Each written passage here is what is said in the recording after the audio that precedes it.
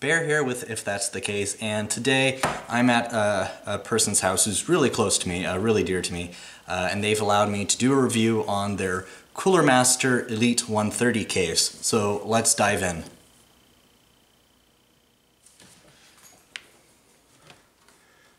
So straight to the point with this case is that it is a mini ITX case. It is actually 15 inches, long ways here, 15 inches by 8 inches tall by a little over 9 inches wide. And it really is just a compact little thing. If I put it right in front of me, you can really see it's just as wide as I am. And I'm not that wide. So it's a nice case. Nice and simple. You have the option for one optical or 5.25 drive outside, and then you have your two USB 3.0s on the front, which is very nice. I always like that. Microphone and headphone port, and then you have a single USB 2.0 on the other side, and then your power and reset buttons. So pretty nice and easy. I've always liked Cooler Master. I don't know why. The front here is a nice mesh design with a air filter right on it. So let's go ahead and crack it open. Oh, actually, before I crack it open, one of the things that you might notice in the back here is that it is, gotta adjust my screen. So on the very back here is that the PSU actually comes out just a little bit so that there's enough room for your 5.25 drive in the front and without the cables having to really fight for space. So that's pretty nice. Now let's dive in. So this system's already completely built, as this is, like I said, a system that's actually already in use. So in the middle here, on the very top, there's a little bar that goes across, meant for support. I noticed that it's being used zip-tied to keep all the wires up instead of laying on top of the mini ITX board, which is a nice little touch there. So this case does come with a front 120mm fan, so that was very nice. And it actually comes with a little 80mm fan on the side for exhaust, so that's really nice. The only thing that really gets in the way of the exhaust fan here is all of the connections for the front I/O, but still really nice.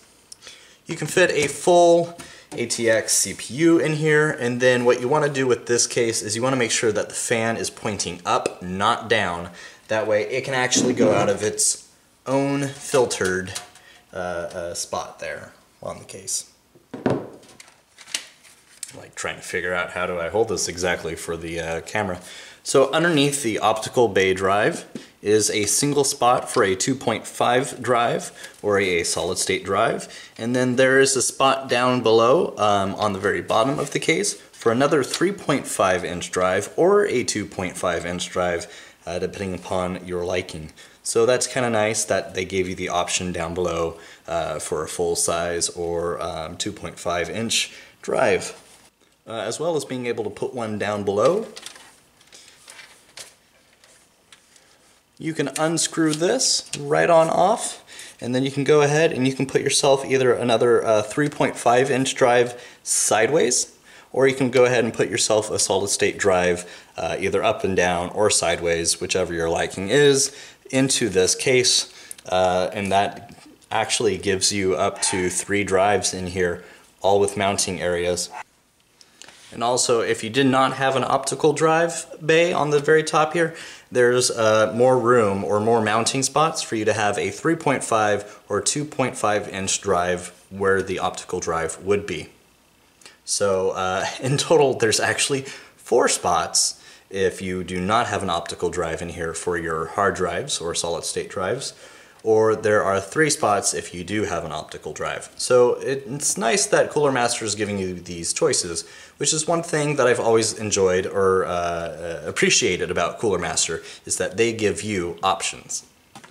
By the way, as I'm like picking this up and carrying it about, while it is kind of heavy with a full system in here, this is just a little under 7 pounds total. And I have to say that the whole thing just feels really sturdy.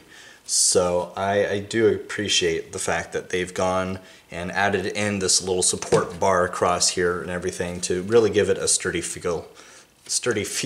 So that's nice. And then one more on the optical drive here is that there's this nice little lock and unlock switch here, which is something that Cooler Master has been using for quite some time to allow you to easily remove or lock in your drive. And even if you don't get it right, you can move it about and it'll lock in, just like so. So one thing about this case though is since the PSU sits right on top of the motherboard, you can only have a CPU cooler as big as 2.5 inches or 65 millimeters. So don't think that you're going to have this massive CPU cooler inside here with your PSU right on top. As well, the graphics card in here though, you can actually throw up to a 13.5-inch graphics card or a 3-fan graphics card in here, and it will support it. It will go all the way down here. You just move these cables kind of out of the way and you're good to rock and roll. So I feel that with Cooler Master, I really do like Cooler Master.